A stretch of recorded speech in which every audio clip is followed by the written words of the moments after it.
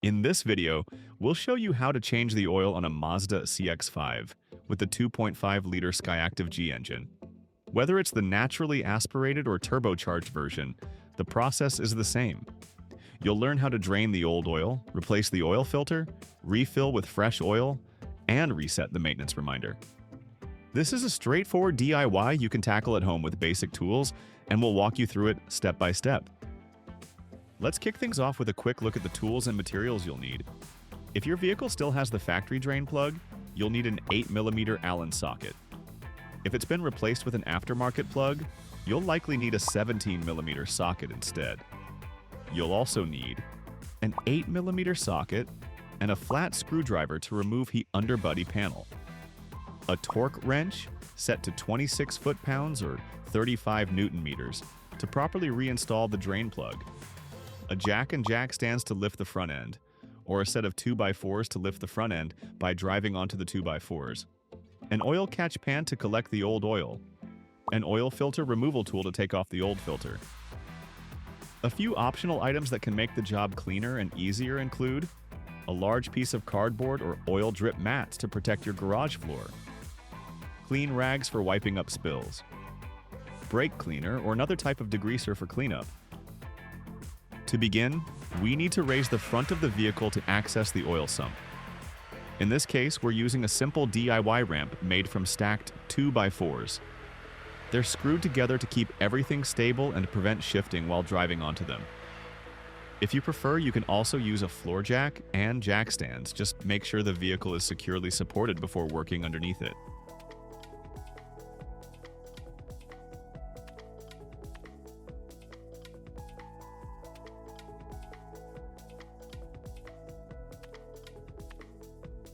With the car safely raised, it's time to remove the small underbody panel that covers the oil drain plug and filter.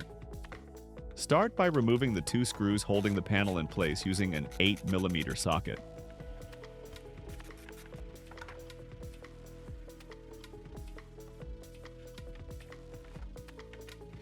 Then, use a flathead screwdriver to carefully pop out the retaining clip.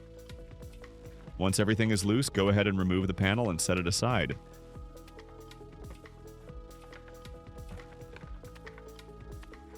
Now that the access panel is removed, we're ready to drain the old oil. Start by laying down a piece of cardboard or an oil drip mat underneath the front of the car to catch any spills. Then position your oil catch pan under the drain plug.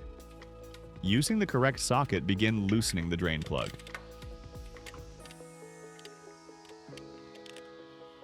Once it's loose, switch to using your hand to unscrew it. But keep light pressure on the plug as you turn it to prevent oil from leaking out prematurely. When you're ready, quickly pull the drain plug away and let the oil pour out into the catch pan. Be careful. The oil can be hot if the engine was recently running. Allow the oil to drain completely. While that's happening, we can move on to the next step.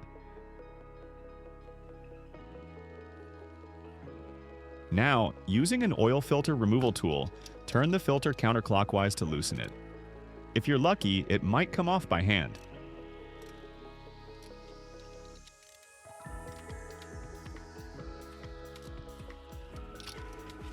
Once it's loose, remove the filter completely and let any remaining oil drain into the catch pan.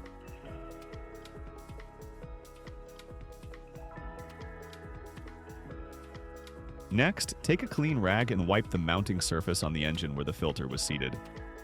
Make absolutely sure the old rubber seal came off with the filter. If it's stuck to the engine and you install the new filter on top of it, it could cause a major oil leak when you start the car.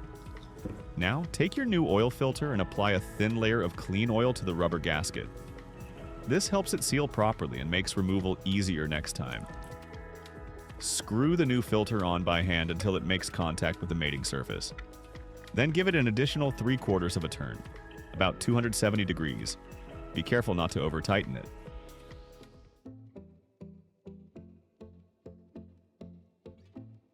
With the new oil filter securely in place, it's time to reinstall the drain plug. But don't forget to use a new metal crush washer or gasket. First, make sure the sealing surface on the oil pan is clean and free of debris. Then reinstall the drain plug with the new gasket and tighten it by hand. Once it's snug, Use a torque wrench to tighten it to 26 foot-pounds or 35 newton-meters. Avoid over-tightening, as that can damage the threads or the gasket.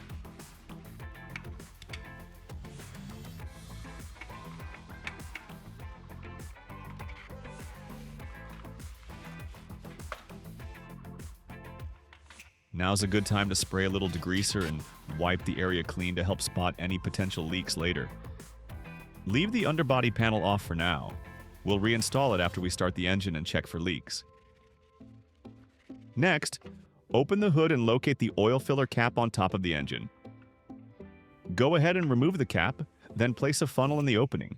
Now add 5.1 quarts or 4.8 liters of 5W30 motor oil. Be careful not to overfill it. It's always better to add a little less and top off later if needed. If you do overfill, the only way to fix it is by removing the drain plug and starting over, which we definitely want to avoid. Once you've added the oil, reinstall the filler cap and pull out the dipstick. Wipe it clean, reinsert it fully, then pull it out again to get an accurate reading. The oil should be between the two holes or marks on the dipstick. Leave the hood open for now. We'll check the level again after running the engine for a minute. If the oil level looks good, go ahead and start the engine. Let it idle for about a minute, then shut it off. During this time, check underneath the vehicle for any signs of oil leaks, especially around the drain plug and the oil filter. After the engine has been off for a minute, recheck the oil level using the dipstick. Add a bit more oil if needed, but make sure it stays within the recommended range between the two marks. If everything looks good, you can now reinstall the underbody panel using the 2 screws and the retaining clip.